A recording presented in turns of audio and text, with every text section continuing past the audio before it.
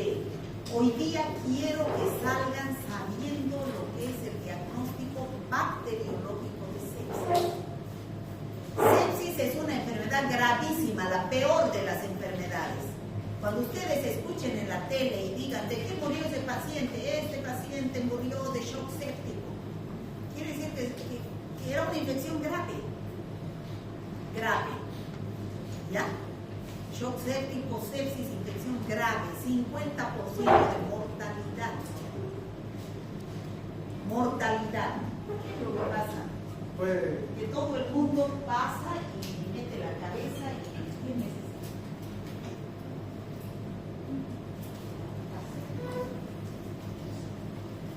Ya saben que aquí no tiene que llegar tarde, ¿ya? Y cuando estén pasando de aquí para allá, pasen por afuera, no pasen por el pasillo. Y no metan la cabeza donde están pasando clases, distraen. Sean curiosos. Como hace rato lo he dejado a Josías, estaba yo a 1000, permiso, a 1000 estaba tratando de terminar el tema y Josías, todo el mundo mirándole a Josías, ¿no? Bueno, entonces de aquí quiero que salgan sabiendo lo que es una sepsis. Ese paciente no está aquí pasando clases, un paciente con sepsis. No está trabajando en su auto, en su micro, no está andando en la calle. Un paciente con sepsis, ¿dónde estará? A ver, ¿qué me dice? En un hospital, está en terapia intensiva un paciente con sepsis. A ver, busque un paciente. Miren, ese paciente de ahí, por ejemplo. ¿Se ve? Esa es una sala de terapia intensiva. Ese paciente está conectado, fíjense, a una serie de procedimientos invasivos. A ver, me va a decir Carol Camacho, ¿está? ¿Qué es un procedimiento invasivo?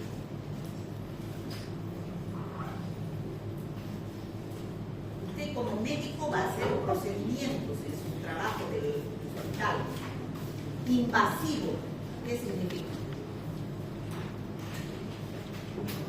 Él, por ejemplo, ahorita ha invadido el aula. Cuando usted va a introducir un instrumento a un lugar donde es estéril, no hay bacterias, y a través de ese procedimiento usted puede estar metiendo bacterias y producir una infección, ¿entienden? Por eso ese instrumento debe ser lo más estéril posible, para no introducir bacterias. Las sepsis generalmente se adquieren en los hospitales. Paciente que, por ejemplo, tuvo un accidente de tránsito, quédese quieta, por favor. Paciente, por favor, que tuvo un accidente de tránsito, está andando en su motocicleta, estaba sano, tiene un accidente, entra con se lo llevan al hospital, ¿qué se llama? Accidente politraumatizado. Lo llevan a terapia intensiva porque está inconsciente y para que no se muera lo ponen un respirador mecánico. Pero ¿qué sucede si ese respirador no está desinfectado? Si ese respirador no se ha esterilizado bien. Esas bacterias que están ahí se están introduciendo a ese paciente que no tenía ni una infección, tenía un accidente. No tenía infección. A la semana que está ahí empieza ya con los signos y síntomas de una infección. Primero una neumonía, que después se hace una sepsis. ¿Se entiende? Entonces, el procedimiento invasivo para una neumonía intrahospitalaria, ¿qué fue? ¿Ahora me entendió?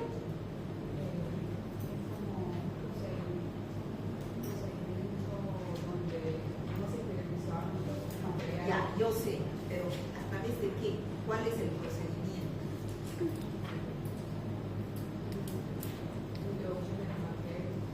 Ya, pero ¿cuál es el procedimiento con el cual usted ha introducido bacterias al aparato respiratorio del paciente? ¿Cuál es, chicos? ¿Cuál es el procedimiento a través del cual ha introducido bacterias?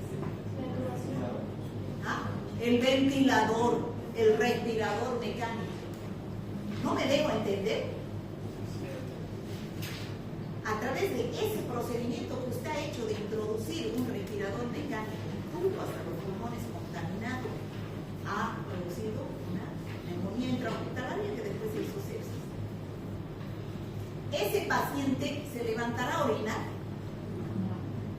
Entonces, para que orine, ¿qué se le hace? Una sonda, hay que introducir una sonda. Si la enfermera o el médico no se lavó las manos, no se puso guantes, no utilizó una sonda estéril, no estamos introduciendo a través de ese procedimiento invasivo bacterias a la vejiga. Sí.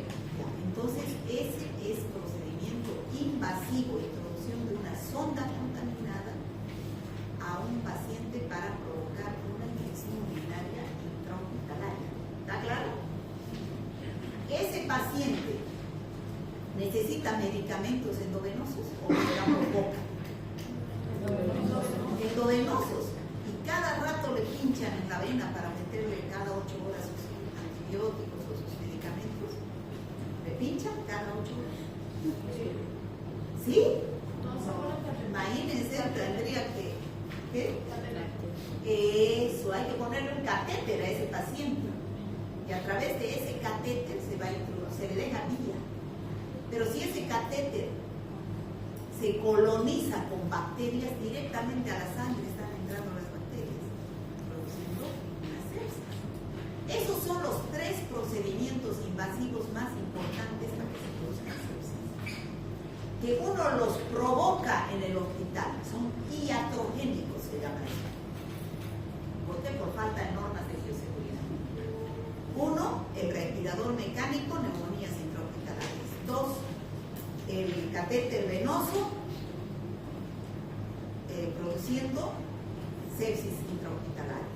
Otro, la sonda urinaria produciendo infección urinaria intrahospitalaria, que todos a la larga se hacen sepsis. Se provoca shock séptico, porque el paciente está inmunodeprimido, ¿no? Se hace sepsis. ¿Está claro?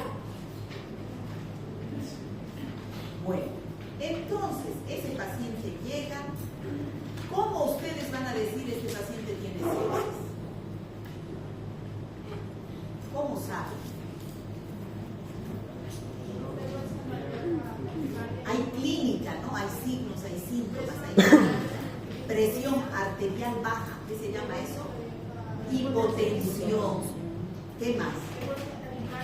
Taquicardia. ¿Qué más? ¿Qué frecuencia respiratoria? ¿Qué se llama eso? ¿Ah? ¿Qué se llama cuando? Taquipnea. Taquipnea, ¿no? O sea, puede perder el sensorio, puede tener fiebre o puede tener hipotermia, escalofríos, ¿no? Entonces, claro, la escala de Glasgow ya ustedes la conocen, han llevado esa infección del sistema nervioso, puede estar disminuida, ¿no? Entonces, actualmente existen instrumentos a través de los cuales ustedes pueden diagnosticar clínicamente la sepsis. ¿Y cuáles son esos? Le digo en su día. SOFA, Quicksilver y NIUS. Ya, esos son, ¿les hablan eso de infectología? Porque he visto que ni en los hospitales aplican eso. Aquí en Bolivia ni en los hospitales saben del SOFA. Diagnostican sepsis empíricamente, ¿no? Piensan que pidiendo un hemocultivo van a diagnosticar sepsis. No es así. El análisis que ustedes deben, primero el paciente llega así, hacen su evaluación con SOFA, Quicksilver o NIUS. Dicen paciente con sepsis. Inicio tratamiento empírico dentro de las 3 horas de haber hecho su diagnóstico. Si no hago tratamiento empírico inmediato, ¿qué va a pasar con el paciente? resuelve. Entonces inicio tratamiento empírico y pido al mismo tiempo qué debo pedir. Señorita, ¿qué debo pedir? Sí, pero ¿sabe qué estamos hablando? Porque me imagino que ha hecho su guía. ¿Qué va a pedir cuando sospeche que un paciente tiene sepsis?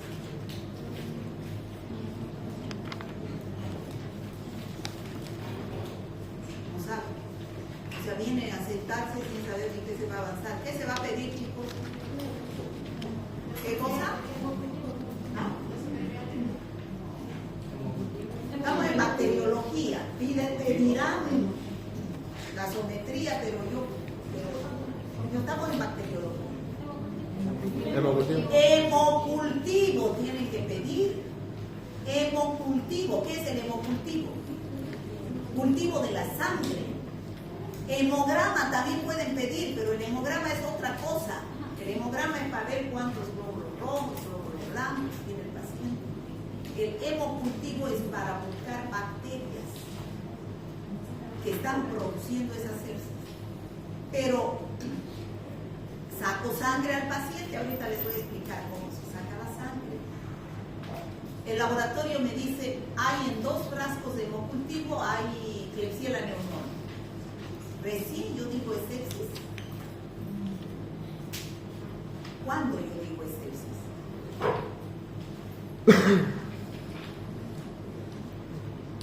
¿Cuándo hago mi diagnóstico de sepsis? Al principio, pues, cuando evalúo el esófago, al principio yo ya digo paciente séptico. Pediré hemocultivo. ¿Con qué fin se pide el hemocultivo? ¿Para hacer diagnóstico de sepsis? No, ya el paciente está con diagnóstico de sepsis. ¿Para qué pido el hemocultivo? Para saber qué bacteria es la que está produciendo ese cuadro. Y para saber qué es lo más importante. El antibiograma, chicos. Yo ya hice tratamiento, empecé mi tratamiento empírico para adelantar el cuadro. Pero ¿qué debo yo confirmar si el antibiótico que usé está bien?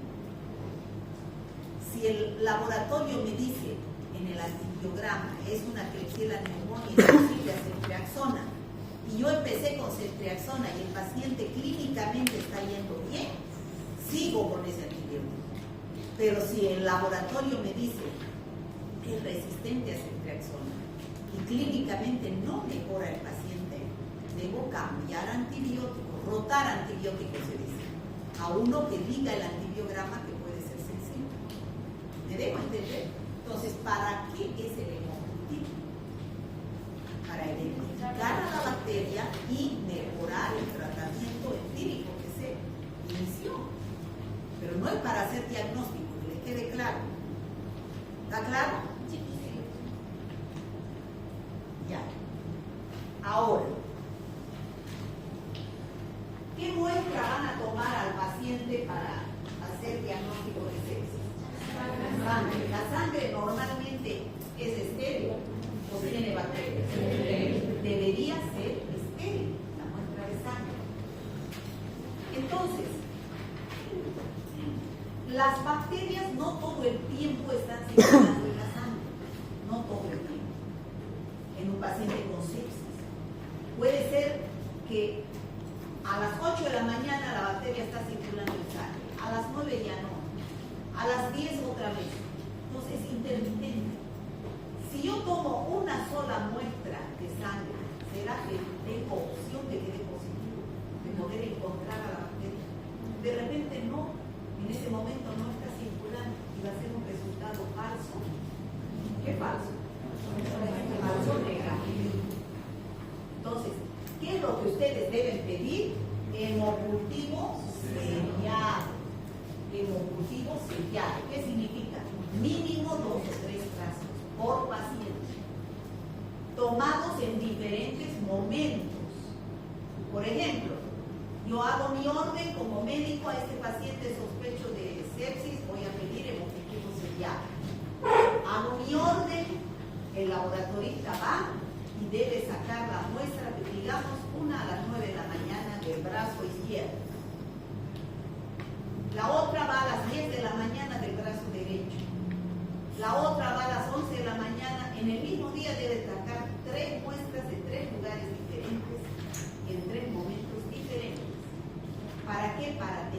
mayor opción de encontrar la bacteria. ¿Se entiende? Se dice, la bibliografía dice, es mejor tomar una de las 3 muestras para encontrar la bacteria cuando el paciente está con escalofríos, porque se ha visto de que cuando está con escalofríos, la bacteria está circulando en mayor cantidad en sangre. ¿Ya? Una de las muestras debería ser cuando el paciente está con escalofríos. El paciente igual está con tratamiento antibiótico, porque debo iniciar tratamiento empírico. Entonces, hay posibilidades de que me dé el resultado, me dé negativo, porque está empezando con antibiótico en la sangre. Entonces, ¿qué debo hacer? Por ejemplo, si el paciente está con ceftriaxona o cefotaxima, la cefotaxima se da cada 8 horas o 12 horas, cada 12 horas. Doy 8 de la mañana y doy 8 de la noche, y doy 8 de la mañana y doy 8 de la noche, así. ¿Se entiende, no? Entonces, a las 8 de la mañana, doy inyecto cefotaxima, va a aparecer en sangre y va a ser un pico, pero después vuelve a bajar y a las 8 de la noche ya casi no hay nada. Entonces tengo que volver a dar una dosis y vuelve a hacer eso, la droga. Se metaboliza, se elimina, ¿no es cierto? Entonces, ¿cuánto yo debería sacar la muestra cuando el paciente está con antibióticos? Generalmente sí. En este momento, cuando está en este momento, la cantidad de antibiótico está acabándose. En el valle se dice, ¿no? Esto es el valle y esto es el pico. Así se dice, ¿no? En farmacología. En el valle es cuando está en menor cantidad. ¿Se entiende? ¿Han entendido? Sí. Ya. Entonces se saca 3 muestras en 3 frascos. ¿Tiene usted ahí los frascos? Creo que tiene. Los frascos de hemocultic, esto lo que voy a explicar es lo que hace el laboratorista, el bioquímico, pero ustedes deben saber cómo se hace. Esos son los frascos de hemocultic. ¿Qué es lo que tienen ahí? Un caldo de cultivo, no es medio sólido, no es agar, es un caldo. ¿Ya? Ese caldo es rico, es BHI, infusión cerebro-corazón, crecen las bacterias, pero además tiene un anticoagulante para que no se coagule la sangre. Saco la primera sangre al paciente, eso tiene un tapón de algodón, de goma, lo desinfecto bien y introduzco la sangre. Primero, para sacar la muestra de sangre al paciente debo realizar una buena asepsia, con un algodón de alcohol primero, en ese sentido realizar la asepsia, de dentro hacia afuera y no volver con el algodón al mismo lugar. Estoy trasladando bacterias. Para disminuir la microbiota de piel, no me contamine mi frasco. ¿Se entiende? Segundo algodón, con clorocomilona.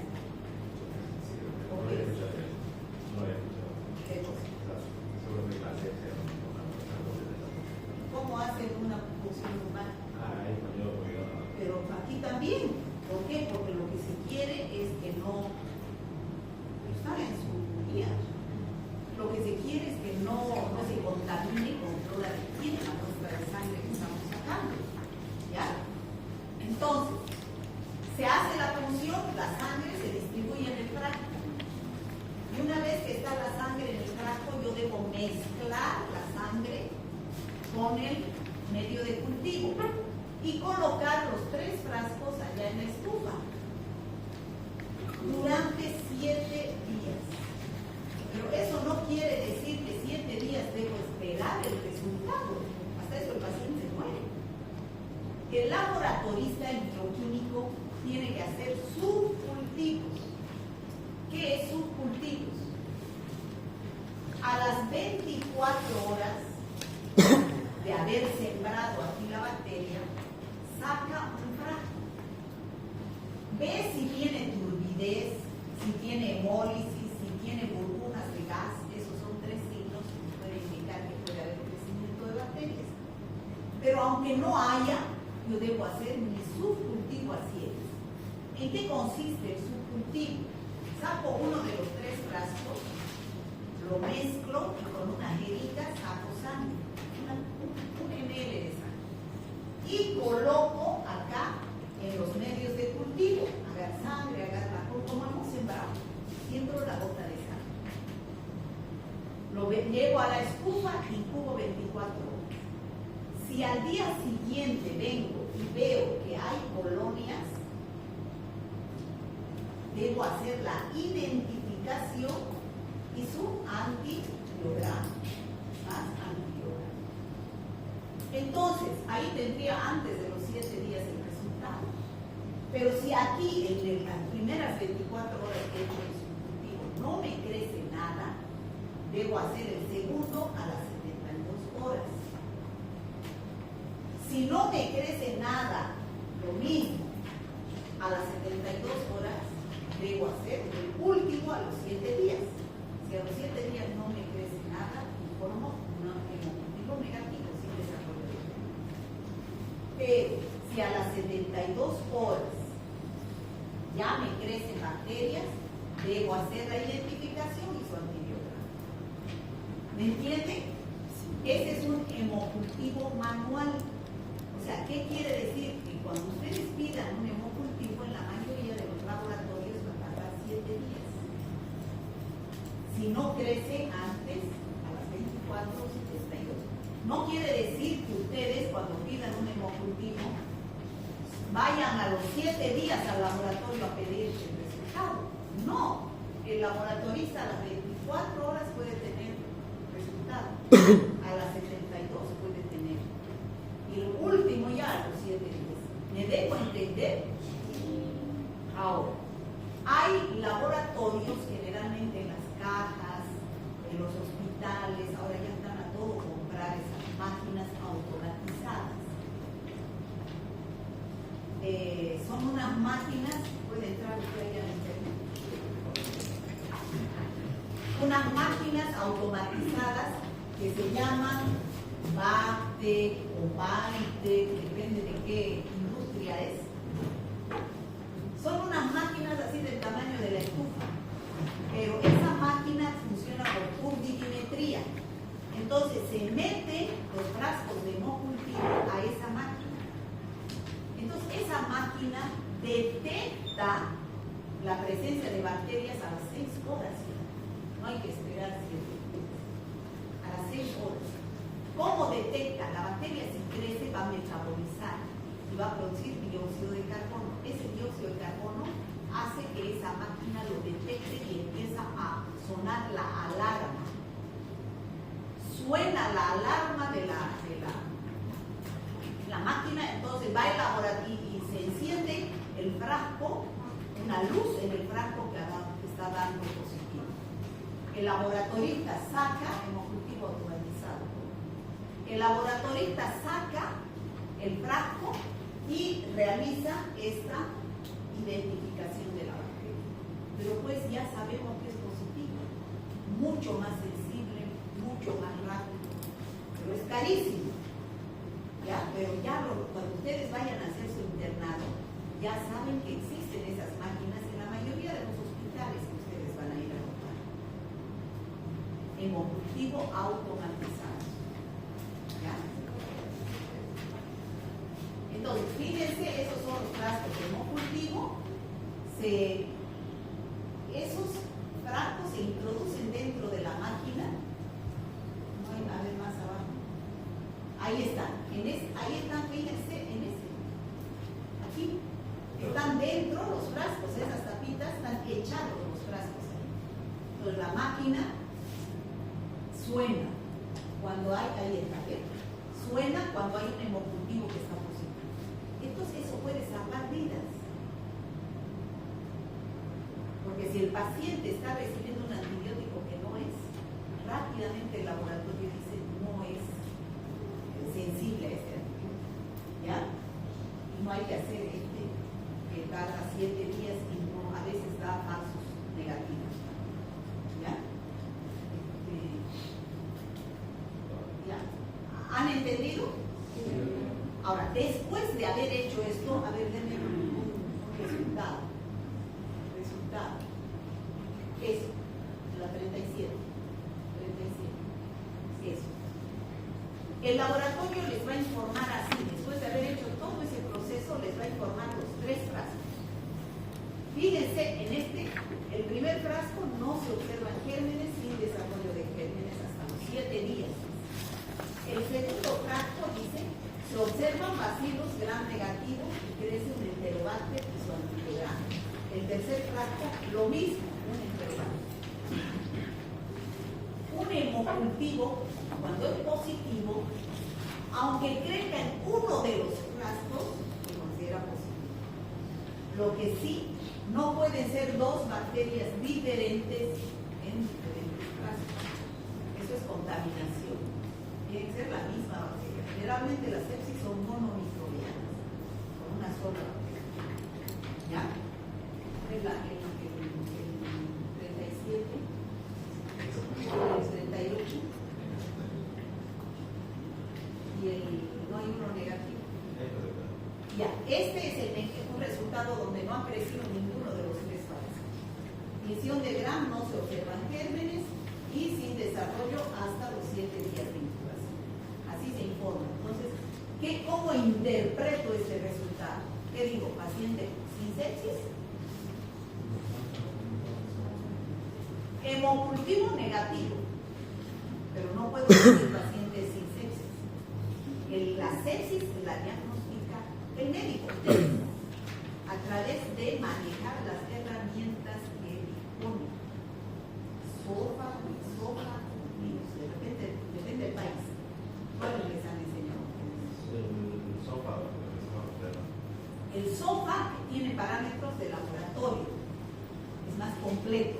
El Quick SOFA es en inglés, Quick quiere decir diagnóstico rápido en la cama del paciente, ese ratito que se hace, pero solamente son parámetros clínicos, son los iniciales. Los iniciales, eso es rápido, ¿no? El Quick SOFA es el más completo. Entonces dice, este paciente está con sepsis. Quiero saber qué bacteria y con qué antibiótico, pido hemocultivo. Y eso es lo que se debe hacer. ¿Ya? ¿Se ha entendido? Sí. Ya. Voy a llamar Lisa otra vez. Alderete. Aramayo. Barrios. Borda. Presente. Puchón. Presente. Cachaca. Presente. Calustro. Presente. Camacho. Presente. Cámara. Presente. Cari. Choque. Presente. Coronado. Cruz. Presente. Flores. Presente. Fuentes. Presente. Maita. Presente. Martínez. Méndez. Presente. Mendoza. Presente. Montaque. Presente. Montaño. Presente. Mora. Presente. Ojeda. Presente. Pacheco. Presente. Rodríguez. Presente. Quiroz. Presente. Ispe. Presente. Rivera. Presente. Salazar. Presente. San Esteban. Cenzano. Cerrudo. Presente.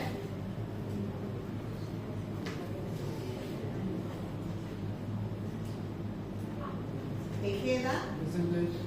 Icona. Presente. Vallejos. Presente. Valverde. Velarde. Vía. Vidal. Presente. Villanes. Zambrana. Presente. Zurita. Presente. Medrano. Presente. Antelo. Presente. Riveros. Presente. Ya. A ver, chicos, el 28 de julio es, 29 es de ustedes, en la hora de teoría a las 11:30 es su examen, segundo parcial. Quiero que estudien bien todo lo que es gram negativos, bacilos y cocos gram negativos. Y además las bacterias que no se tiñen con la adición de gram. O sea, todo lo que falta de bacteriología. Ya, eso es su examen, no es tan sencillo como el primero. El primero, ha sido demasiado fácil, ha sido un impulso que se les ha dado para que no se desanimen. Pero ahora ya tienen más herramientas, ya conocen más bacterias, tienen más conocimiento, no se les va a preguntar difícil, lo más básico que deben saber de la materia. No me gusta a mí preguntar difícil, no se hace más difícil la cosa. Con que cumplan las competencias que debe saber un estudiante que cursa bacteriología, para mí es por demás, ¿ya? Pero que me demuestre que sabe casos clínicos y aproveche la vacación para estudiar antibióticos. Ya les estoy diciendo, aquí no va a entrar a pasar práctica uno que no sabe antibióticos. Cada día pónganse ustedes, a ver, hoy día aprendo cefalosporinas de tercera generación. Y desde que se levantan, a ver cuáles son. Cefotaxima, ceftriaxona, ceftazidima, cefoperazona. Y todo, almuerzo, ceftazidima, cefotaxima, ceftriaxona, cefoperazona. Así repasan todo el día. Ese día aprendieron cefalosporinas de tercera. Mañana aprendo macrólidos. Eritromicina, roxitromicina, acitromicina, claritromicina, acitromicina. Todo el día repito. Y hace macrólidos y hace cefalosporinas de tercera. Es importantísimo que aprendan, ¿o no, Josías? Sí, doctora. Toda su vida lo van a aplicar. Van a ser médicos, ¿no es cierto? Toda su vida lo van a aplicar. Por lo menos, ¿qué es lo que yo quiero? Que sepan los nombres de los antibióticos. Ya en farmacología sabrán dosificar, me imagino. Ya es otro el fin ahí de la materia. Ya saben los antibióticos, aprenden a dosificar. ¿No? En farmacología. En medicina interna ya aplican, ¿no es cierto? Entonces ya no va a entrar a clases a práctica el que no me recita antibióticos. ¿Ya? Más bien mucho tiempo he pasado. Eso es al principio de clases. ¿Ya? Sí. Listo, doctora. Bueno, ya la doctora ha puesto lo más fundamental del tema de sepsis, ¿sí? Pero vamos a agregar algunos detalles extra, ¿sí? La sepsis, tal cual lo dijo la doctora, es más que todo una disfunción del cuerpo debido a una respuesta inflamatoria del cuerpo ante una bacteria que está en la sangre. O sea, cuando las bacterias logran acceder a la sangre, el cuerpo se altera inmunitariamente hablando y empieza a producir una respuesta inmunitaria intensa. Esa respuesta inmunitaria intensa es la que provoca la disfunción multiorgánica, ¿sí? Entonces, la sepsis es una disfunción del cuerpo mortal causada por una respuesta regulada de nosotros a la infección, ¿ok? O del cuerpo de infección. Solo como conceptos importantes que participan en este proceso, la inflamación, yo sé que todos ya saben que es inflamación, es una respuesta inmunitaria, es una respuesta inflamatoria básica de los tejidos vascularizados frente a infecciones o otros patrones de daño tisular, ¿sí? O sea, hay inflamación siempre que hay presencia de bacterias o de otros microorganismos o siempre que hay presencia de daño, siempre se inflama el cuerpo o el área, ¿no? Y la disfunción orgánica múltiple, hablamos de esto cuando varios órganos o dos o más órganos empiezan a fallar, ¿sí? Es decir, hablamos de disfunción orgánica múltiple cuando hay más de dos órganos fallando. Y si dos órganos ya están fallando, se altera totalmente la homeostasis del paciente y este paciente puede terminar muriendo, ¿no? Entonces, eso es la sepsis. La sepsis es una respuesta anormal inflamatoria ante bacterias que se encuentran en la sangre, ¿sí? Antiguamente, para diagnosticar un estado de sepsis, se recurría a los criterios del síndrome de respuesta inflamatoria sistémica, ¿sí? Nosotros veíamos al paciente con temperaturas muy altas, muy bajas, lo veíamos al paciente con frecuencia de taquicardia, lo veíamos hiperventilando, taquipneico, lo veíamos con recuento leucocitario aumentado, una leucocitosis o tal vez una leucopenia. Entonces, solo con estos hallazgos clínicos, el médico sospechaba de un síndrome de respuesta inflamatoria sistémica. Pero ya no se toma en cuenta para sepsis. Sigue siendo criterios para diagnosticar un síndrome de respuesta inflamatoria, pero la sepsis se puede presentar de manera distinta, ¿sí? La clínica de la sepsis es sumamente, no hay nada más variable que la clínica de sepsis. El paciente puede venir con fiebre o puede venir con hipotermia. El paciente puede venir con alteraciones neurológicas como desorientación, estupor, coma, puede venir con taquicardia, puede venir con un síndrome de distrés respiratorio, puede aparecer con ictericia, dependiendo del órgano que esté sufriendo la disfunción, son las manifestaciones clínicas. Por eso es variable. ¿Okay? Generalmente los pacientes con sepsis no vienen a consulta, vienen a emergencia. ¿Okay? No va a venir difícilmente un paciente con sepsis a consulta y decir tengo esto, no. El paciente ya llega traído en camilla y uno tiene que hacer en ese momento la valoración clínica para determinar si es un cuadro séptico o no. ¿Okay? En cuestiones de laboratorio, el paciente generalmente va a presentar una leucocitosis, aumento de leucocitos más de 10.000, de predominancia neutrofílica y con presencia de plaquetopenia. ¿Ya? Puede presentar una hiperglucemia, puede presentar un tiempo de protrombina elevado o aumentado. En cuanto a biomarcadores, el paciente, marcadores, estos son marcadores inflamatorios, nunca se olviden. La sepsis es una inflamación sistémica, ¿ya? Eso produce la sepsis. Generalmente la proteína C reactiva, que es para detectar cuadros inflamatorios, está elevada. La procalcitonina, que también me detecta cuadros inflamatorios, va a estar elevada. Y el ácido láctico, que va a estar elevado. ¿Y eso cómo se va a representar? Aumento desde la LDH. ¿Sí? Entonces, en cuanto a parámetros laboratoriales, me están indicando inflamación grave, severa, la PCR, la proteína C reactiva, la procalcitonina, y me están indicando el aumento de la LDH. Estos tres me están indicando una inflamación medianamente severa. Y en cuanto a los diagnósticos microbiológicos, yo voy a utilizar los hemocultivos como fin de identificación del microorganismo causal y su respectivo antibiograma. ¿Okay? Pero aquí lo que nos interesa es la evaluación inicial por el momento, ¿no? ¿Cómo? Y algo que ustedes tienen que saber epidemiológicamente, y no se olviden nunca de esto. Todos los pacientes con sepsis no es que entran en sepsis directamente, tiene que tener un cuadro de infección previa, no aparece la sepsis de la nada, el paciente está infectado de algo más y esa infección derivó a su sepsis. Generalmente, la mayor o las enfermedades que más derivan en sepsis son las neumonías. No se olviden de eso. Paciente que tiene neumonía, el paciente inmunodeprimido, si no hay un tratamiento rápido, el paciente va a entrar en sepsis. Pacientes que tengan infecciones urinarias, pero no una cistitis, estamos hablando de una pielonefritis. Pacientes con pielonefritis que no se tratan, derivan en la sepsis. Pacientes con infecciones intestinales, pero no hablamos de las infecciones toxigénicas por acosa, no, hablamos de bacterias que llegan a invadir el epitelio intestinal, incluso pueden llegar a producir translocación bacteriana. En ese caso se produce una sepsis grave. ¿Alguien sabe qué es translocación? Translocación bacteriana. Ya, pero hablando específicamente del aparato digestivo, es cuando las bacterias, la microbiota del intestino, se expande a áreas estériles, o sea, se mueven. ¿Por qué? Porque hay una perforación del intestino, pero hay escape de las microbiotas del intestino. ¿Sí? Va a derivar de una sepsis severa.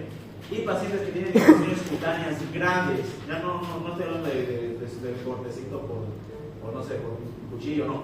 Infecciones cutáneas graves van a derivar a una sepsis. No se olviden de esto de acá, ¿sí? Si yo tengo un paciente con neumonía y de repente empieza a tener una hipotermia, empieza a tener una hipotensión, entonces yo voy a pensar que es una sepsis, ¿pero por qué? Derivada del cuadro infeccioso que tenía, que era la neumonía. Entonces, lo que les decía al principio, el paciente nunca va a llegar a consulta, o no va a llegar el paciente a consulta para diagnosticar sepsis, va a llegar postrado en la cama. Entonces, en un primer momento de contacto con el paciente, la manera de diagnosticar clínicamente es mediante el Quick SOFA, ¿ya? Este Quick SOFA es la versión abreviada del SOFA, ¿ya? Es la versión rápida, la versión inicial. En el Quick SOFA, y nunca se olviden esto, solo vemos parámetros clínicos. ¿Sí? El SOFA tiene parámetros laboratoriales, pero en un estadio inicial no le van a hacer creatinina o urea, cuando están recién mirando al paciente. Entonces solo se utiliza criterios clínicos. El Quick SOFA cuenta de 3 criterios clínicos. Nosotros valoramos el nivel de conciencia mediante la escala de Glasgow, valoramos la presión arterial y valoramos la frecuencia respiratoria.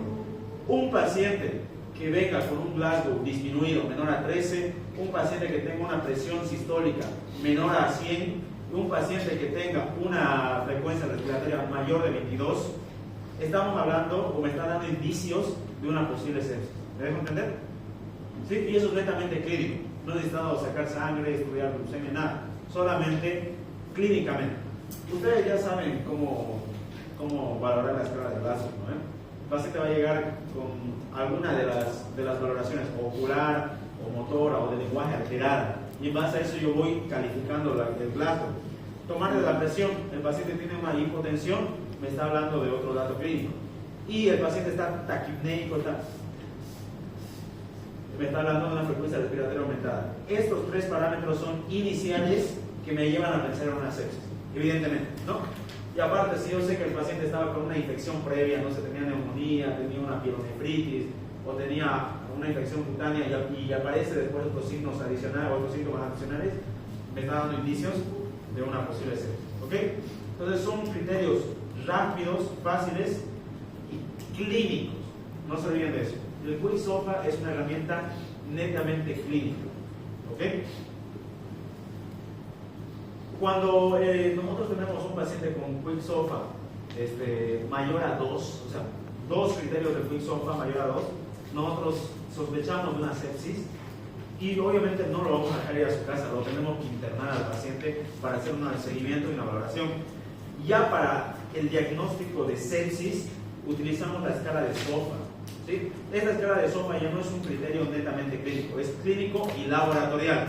Para yo poder determinar la escala de SOFA voy a utilizar parámetros clínicos como el PAFI, voy a utilizar como la presión arterial y parámetros laboratoriales como la función renal mediante la creatinina, la función hepática mediante la determinación de bilirrubina, la función hematológica mediante la cuantificación del hemograma de plaquetas. Entonces fíjense que el SOFA ya no es netamente una escala clínica, es clínica y laboratorial. Si el paciente presenta más de 2 puntos en la escala de SOFA, estamos hablando de una sepsis, ¿sí? Ya, luego lo van a ver más adelante. Hay otra escala también que nos ayuda. Esta es otra escala que me ayuda a determinar la presencia de sepsis. Es el NEWS-2, ¿ya? Fíjense que ahí yo mido parámetros como la frecuencia respiratoria, la saturación de oxígeno, la tensión arterial, la frecuencia cardíaca, el nivel de conciencia y la temperatura. Esta escala para ustedes es clínica, laboratorial o qué tipo de escala sería?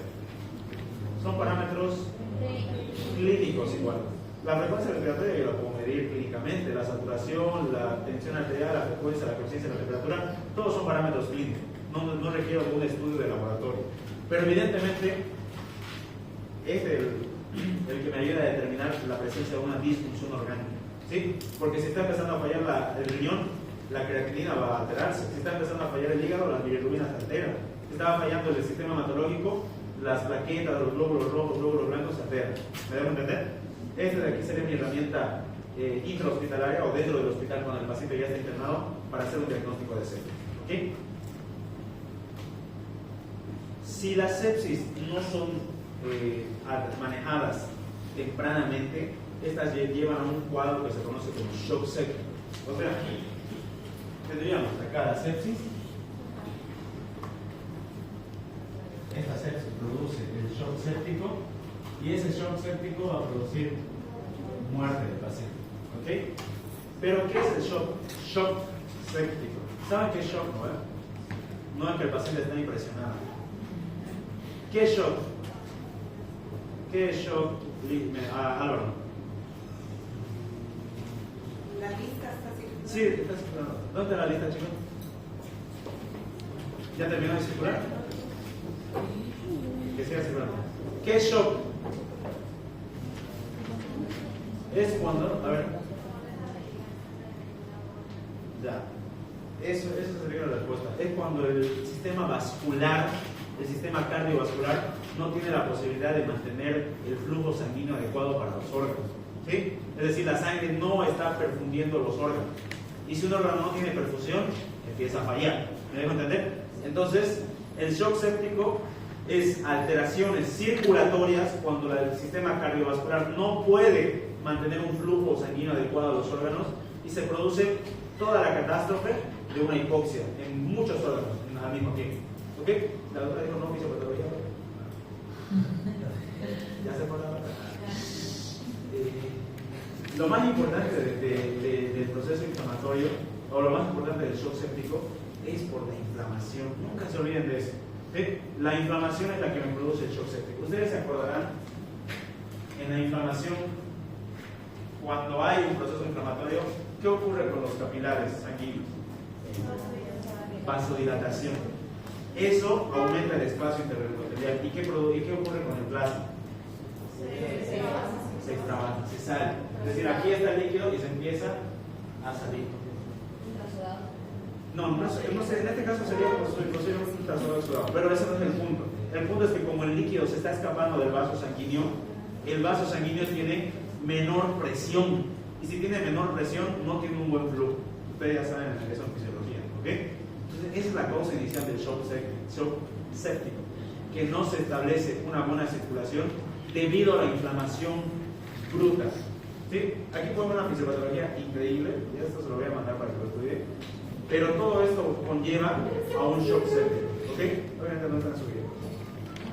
Entonces fíjense que la inflamación es la inflamación la que produce la liberación de citoquinas inflamatorias, aumenta los radicales libres, aumenta la activación de caspasas que activan la apoptosis, empieza a haber una coagulación intravascular diseminada, y todo eso me lleva a conducirme a una falla orgánica múltiple y muerte del paciente. ¿Ok? Aquí hay un criterio clínico muy interesante. Paciente con sospecha de infección, es un algoritmo, ¿ya? Le hago el flujo sopa y si me sale más de 2, entonces hay una posible sepsis. Si me sale que no y sigue siendo sospechosa sepsis, evalúo los órganos. Lo hago con el sopa, me sale mayor a 2, entonces es una sepsis y hago todo el tratamiento de sepsis. No, vuelvo a monitorear. ¿Ok? Entonces, lo que les decía la doctora, el diagnóstico de sepsis se hace clínicamente. Lo que hago yo con el hemocultivo es identificar quién es el que está produciendo la infección. Nada más. El hemocultivo no me sirve para diagnosticar sepsis, no se olviden. Cosas que hay que saber del hemocultivo, fíjense, generalmente se toman, de hecho no le voy a tocar esta parte porque la doctora ya lo comentó, se toma cuando el paciente está con estados de fiebre, está con estados de escalofrío principalmente. ¿Cuál es la muestra que se toma en un hemocultivo? ¿Sangre arterial o venosa? Venosa. ¿Qué tipo de nombre recibe este análisis? Un hemocultivo seriado, siempre esa palabra.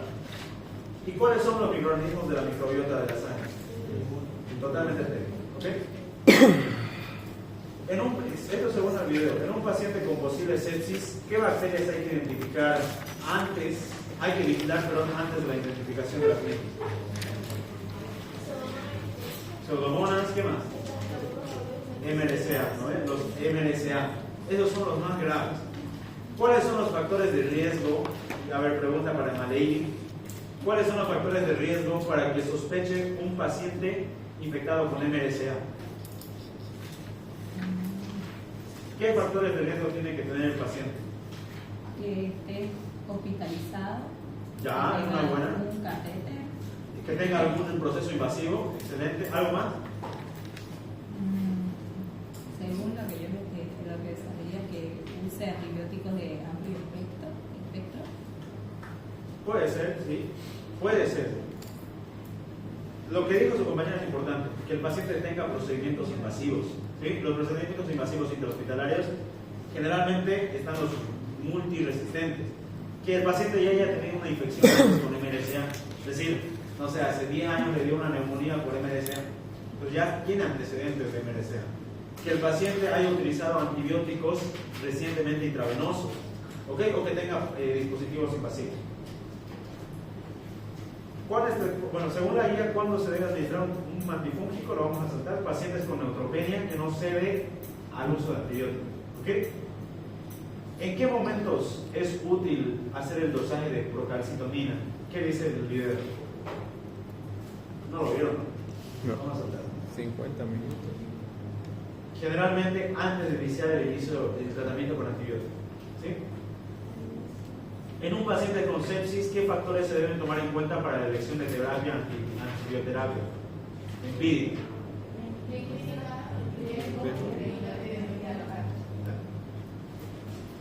Yasmín. Eso aplicado, lo que me está diciendo, ¿cómo podrías darme un ejemplo de cómo un factor puede alterar el tratamiento para sepsis, para mi bacteria? ¿Qué tengo que tomar en cuenta ahí? O sea, ¿cómo puedo preguntar esto? ¿Qué cosas te pueden modificar la elección de un antibiótico en un paciente con sepsis? ¿Ah? Pero vos sabés que es resistente el paciente de entrada. La clínica ya, pero ¿cómo? Es algo importante. Si el paciente, por ejemplo, tiene neumonía y de esa neumonía le dio una sepsis, ¿modificará mi antibiótico? Claro, porque digamos no podemos usar un antibiótico para una neumonía que es la comunidad con una amoxicilina. Ya. Sabemos de ella que tiene que usar un antibiótico más. A lo que me quiero ir, digamos. Si hubo la sepsis, digamos, hay que recibir el antibiótico. Ya, a lo que me quiero ir, chicos, pero si no me están entendiendo. El paciente tiene neumonía, hace sepsis, le doy un antibiótico. ¿Será el mismo antibiótico que le doy a un paciente con pielonefritis y hace sepsis? ¿O será el mismo que le doy a un paciente con infección cutánea que hizo sepsis? ¿Es el mismo antibiótico? No, no es. ¿De qué depende? Del agente etiológico que yo sospeche. Si es una neumonía, ¿en quién sospecho? ¿En quién sospecho? Probablemente en el Streptococcus pneumoniae, y en base a eso yo escojo mi antibiótico. Si yo sospecho una infección cutánea, ¿en quién sospecho? Probablemente en un Staphylococcus aureus, y en base a eso doy mi tratamiento. Si yo sospecho una pielonefritis, ¿en quién sospecho? Una Escherichia coli, en base a esa le doy mi tratamiento. Entonces fíjense que dependiendo de eso el antibiótico va, o mi decisión para antibiótico va a cambiarse. ¿Ya? No puedo yo dar el antibiótico empíricamente, no significa porque lo hace así todos o porque así dicen, sino con criterio razonado. Si el paciente tiene una pielonefritis, sé que las pielonefritis son por Escherichia coli. Generalmente sé que es un bacilo gram negativo y sé que estos antibióticos van a atacar a bacilos gram negativos. ¿Podemos entender? ¿Sí? ¿Para qué sirven los hemocultivos y los antibiogramas en estos pacientes? Solamente para identificación del antibiograma y de la bacteria. Nada más. Y el tratamiento antibiótico debe iniciarse desde el diagnóstico mediante infusiones prolongadas. ¿Ya? Siempre, inmediatamente diagnosticamos sepsis, empezamos el antibiótico. ¿Ok? Empíricamente. Aquí ustedes pueden ver cuáles son los patógenos más frecuentes en infecciones de sepsis. En cuanto a gram negativos, el aureus, los epidermitis, los viridans. En cuanto a los bacilos positivos, el Clostridium perfringens. ¿Ya? De los gram negativos, los más importantes, la Neisseria, meningitidis, la C. coli y todas las intrahospitalarias como la Pseudomonas, los Acinetobacter, las Estrenotormonas son importantes. Y en cuanto a hongos, la Cándida. ¿Ok? Aquí ustedes pueden ver el lugar para realizar un hemocultivo, el lugar de donde se saca la muestra es de una vena lucida, en 3 diferentes lugares y en 3 diferentes tiempos. Se debe desinfectar con alcohol y yodo povidón. Se debe hacer una flebotomía. La cantidad de sangre para sacar en un niño, ¿cuánto es? 2 ml. 2 a 3 ml. En un adulto, Hasta 10. ¿cómo? 5 ml. Excelente.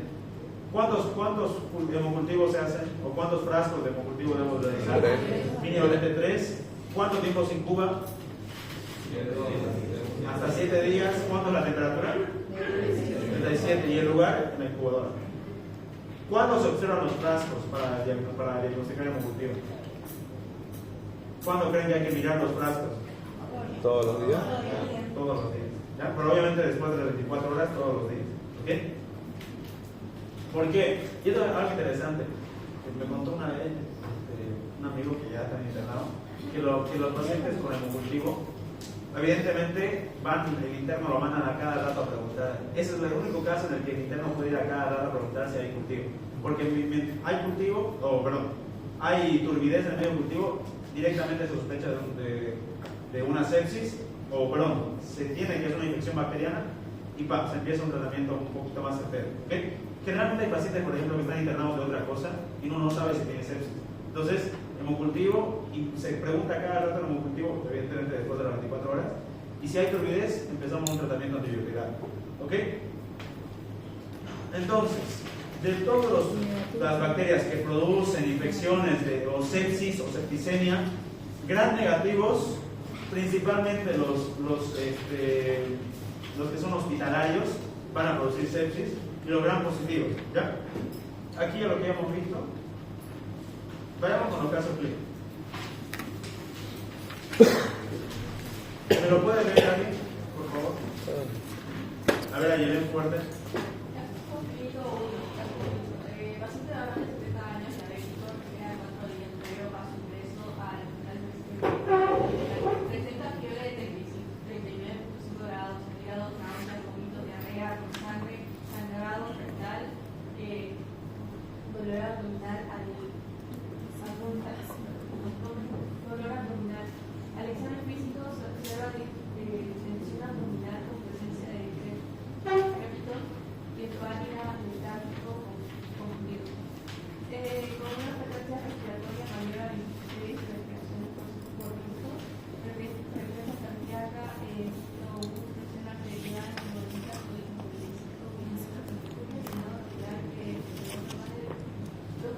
segundos. El hemograma indica entre los 4 millones por minuto punto, hemoglobina de 10, Gramos de cilindro. Trombocitopenia, leucocitos, 18 puntos, glicemia de 4 Miligramos de cilindro. urea de 70, creatina 2.1, procalcitonina 5.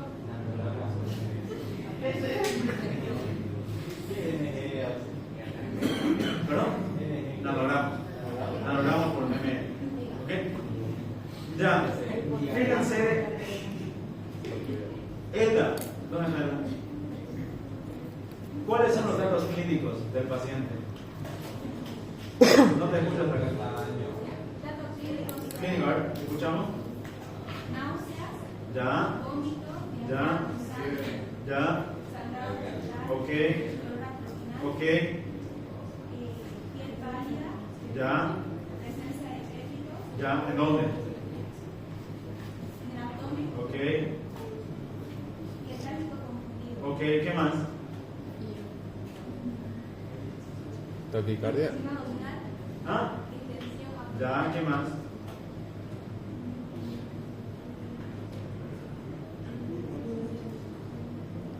¿Esto de acá qué sería?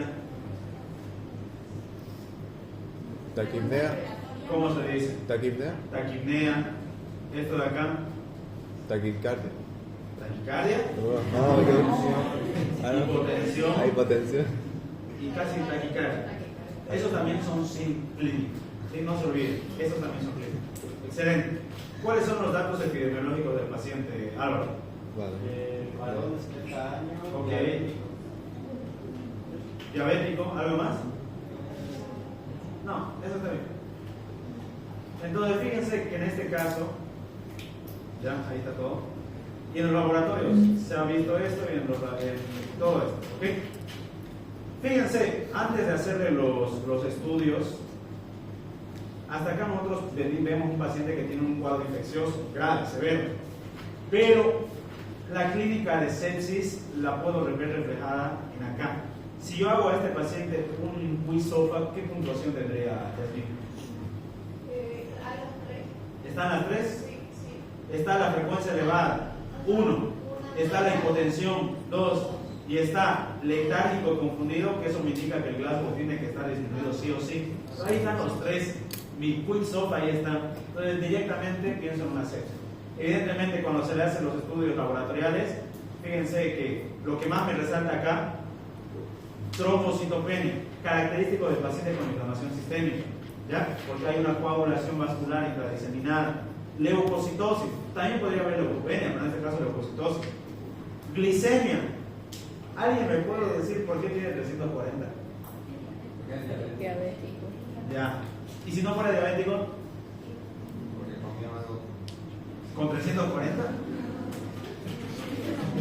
Los estados inflamatorios aumentan la glicemia, por más que no sea diabético. ¿Ya? Va a tener una glicemia elevada solamente por el proceso inflamatorio. Urea, 70. ¿Cómo está el valor de urea?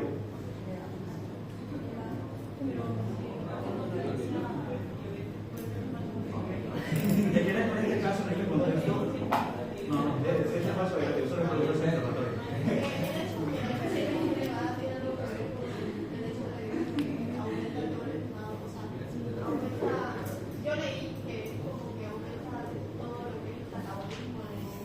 la temperatura y el proceso inflamatorio, aumenta el metabolismo, ¿ya? Y en ese metabolismo la glucosa se libera a la sangre así. Entonces esa glucemia no es, en este caso dice diabético. Si no dijera diabético y hubiera glicemia elevada, es el mismo el contexto, por la inflamación. La inflamación está acelerando el metabolismo, el catabolismo. ¿Okay? La urea está elevada y esto me está indicando una posible falla renal. Aquí igual la creatinina. Estos dos indicadores renales son importantes. Y la procalcitonina está elevada, ¿ya? PCR, que es proteína C reactiva, está positiva, es decir, hay un cuadro inflamatorio. Entonces, con este laboratorio, yo confirmo evidentemente que este paciente tiene un estado séptico. ¿Ok? Miguel, en este paciente se identificó un foco de infección. ¿Cuál sería esa infección en este paciente? Porque no se olviden, para una sepsis siempre tiene que haber una infección previa. No hay sepsis de la nada. ¿Es una infección gastrointestinal? ¿Qué tipo de infección gastrointestinal hemos hablado? Ya sabemos cómo clasificar las infecciones. Enterocolitis. Masiva, ¿no? En este caso es invasiva. En este caso específico es un cuadro de enteritis necrotizante. ¿Ya? Capaz se tiene que acordar. Se utilizó la escala de Quick-Sof a Norman y en este paciente se observan qué parámetros alterados.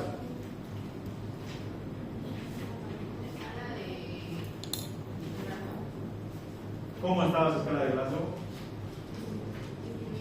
¿Ya qué más hemos visto en el paciente?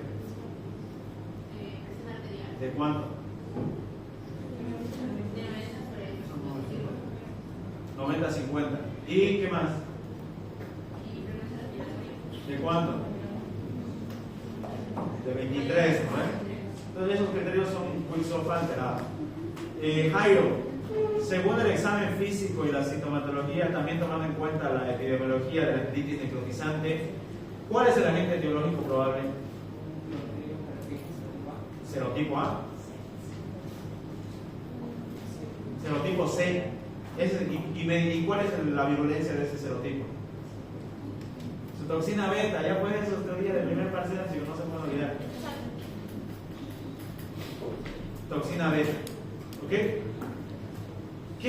¿Cómo se debe proceder con el tratamiento empírico de este paciente? ¿Cuándo debo iniciar, Roberto? ¿Cuándo tengo que iniciar el tratamiento de este paciente?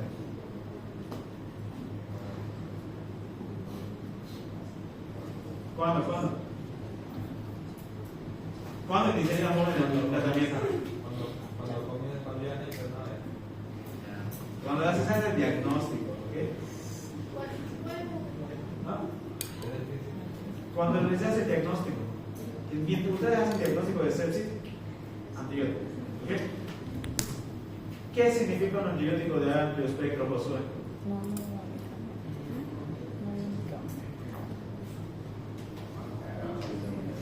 Antibiótico de amplio espectro.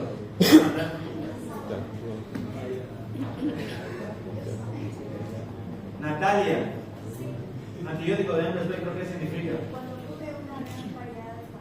Exacto, cubre una gran variedad de familias, gram positivos, gram negativos, anaerobios, eso es un amplio espectro, ¿ok? Un antibiótico potente. ¿Por qué la muestra del hemocultivo debe ser más de una vez y en diferentes lugares? Douglas. ¿Para qué? ¿Para algo más serio, sellado? ¿Pero por qué? ¿Por qué tiene que hacerle más de una vez el hemocultivo y en diferentes lugares? ¿Qué dijo la doctora? Para aumentar la sensibilidad. ¿Qué dijo la doctora? Para aumentar la posibilidad de captar a la bacteria, porque no siempre la bacteria está circulando, no se olviden de eso. Para aumentar la probabilidad de identificación de la bacteria.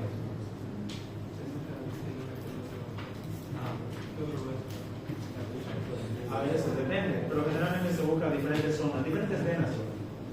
Según la escala de Newton 2, ¿qué calificación puede tener este paciente? Me olvidé de la escala de Newton 2. Igual no la van a usar.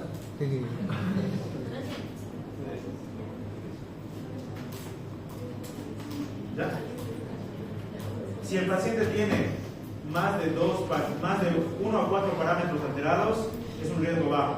Si tiene 3, es bajo medio. Si tiene de 5 a 6 parámetros alterados, es medio. Y si tiene 7 más, es un riesgo alto.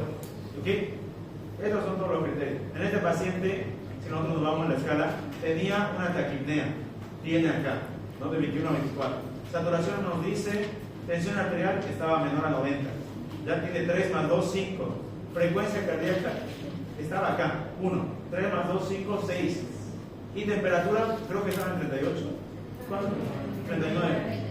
Está acá, 1. 3 más 3 más 2, 5 más 1, 6 más 2 más 1, 7. ¿Cuál es el riesgo? Acá. Tiene 2, tiene 8. ¿Cuánto sería el riesgo del paciente? Alto. ¿Ya? Así se saca la cara de nosotros. O sea, en el examen capaz sí, pero más adelante. La pregunta es: ¿y qué era la translocación bacteriana? Cuando las bacterias del intestino se mueven. El paso de las bacterias desde el intestino hacia la circulación. Generalmente solo se habla de translocación del intestino. ¿Sí? Porque a ustedes se les llega a perforar el intestino de una sepsis brutal. ¿Sí? Y es polimicrobiana. La otra dice que las sepsis son monomicrobianas, pero cuando es por translocación bacteriana es polimicrobiana. ¿Sí? Porque todas las bacterias del intestino están en circulación.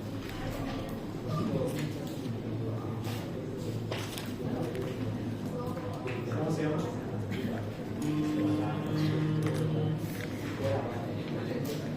Diego, ¿lo pueden leer el caso clínico, por favor?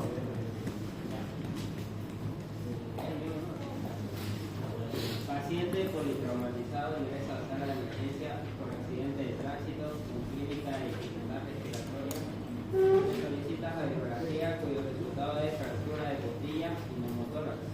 El paciente es trasladado a UCI por la dificultad respiratoria. Es conectado al respirador mecánico. Al cabo de 72 horas el paciente presenta secreciones bronquiales y fiebre. Al cabo de 48 horas continúa la paciente con hipertermia, sudoración profusa, taquicardia e hipotensión. Un recuento de leucocitos de 32.000 por milímetro cúbico. Se solicita cultivo de puto y cultivo seriado. La tinción de Gram al segundo día reporta presencia de bacilo Gram negativo. Ya. Licer, ¿cuáles son los datos clínicos?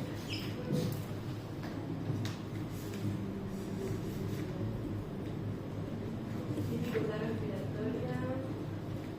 Ya, dificultad respiratoria, ¿qué más? Fractura de costilla y neumotórax. Ya. Después, ¿qué más presenta? Más tarde. Secreciones bronquiales y fiebre. ¿Qué más? Hipertermia, sudoración profusa, taquicardia y hipotensión. Ya. ¿Y cuáles serían los criterios epidemiológicos de importancia?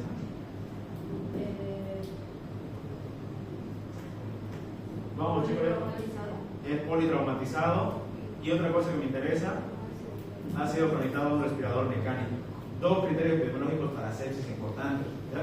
Procesos invasivos. ¿Cuál sería la hipótesis diagnóstica de la sepsis de este paciente? O sea, una sepsis, pero ¿por qué? ¿Cuál es la posible causa de infección?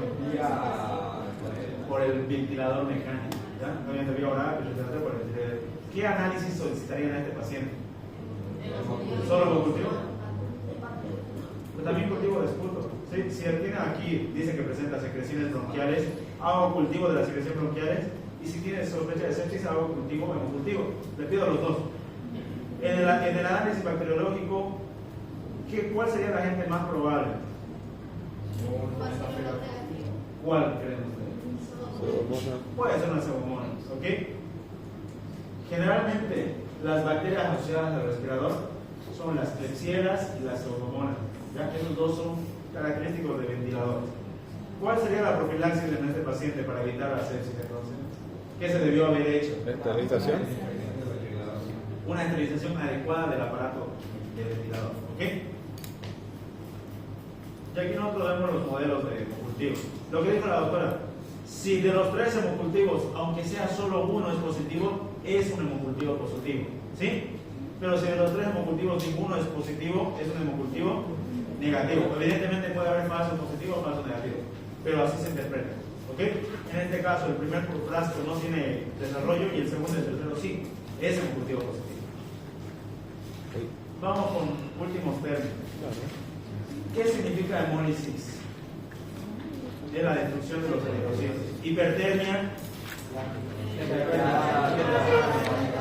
Creo que les había dado una tarea a ustedes hace tiempo. ¿Les había dado una tarea? No. ¿Sí?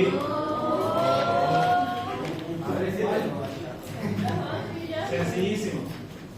Diferencias entre fiebre, febrícula, hipertermia y hiperpirexia. Esos cuatro. ¿Lo escribe? Fiebre, febrícula, hipertermia, hiperpirexia. No. Fiebre, febrícula, hipertermia, hiperpirexia. Hiperpirexia. Ajá, esos cuatro. ¿En qué diferencia? No. Taquimia, aumento de la frecuencia respiratoria. Taquicardia, aumento de la frecuencia cardíaca. Quicksilver, una herramienta clínica. Hipotermia, disminución de la temperatura menor a 35. Hipoperfusión, disminución del flujo sanguíneo, o de la perfusión tisular. Y cianosis distal, coloración azulada en las partes periféricas, en las regiones distales. ¿Ok? Antes de que se vayan,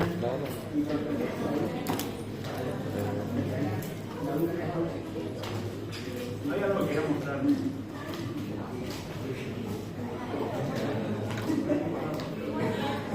Ya, fuera de esto.